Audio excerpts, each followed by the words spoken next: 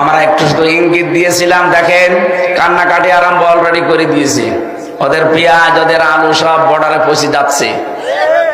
সাংবাদিক নামের এই কলঙ্ক ময়ূখ রঞ্জন, এই একটা হকার,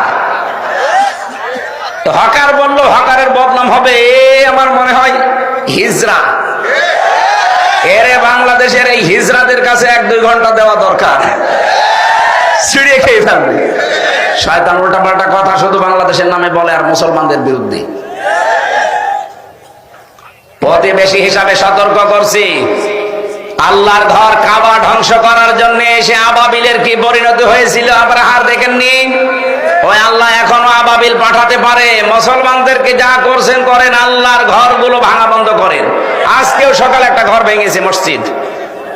সতর্ক করলাম, যদি ভালো লাগে মেনে নেন, না হলে কিন্তু আল্লাহ আবাবিল পাঠালে তখন দোয়া করেও কাজ হবে না। কথা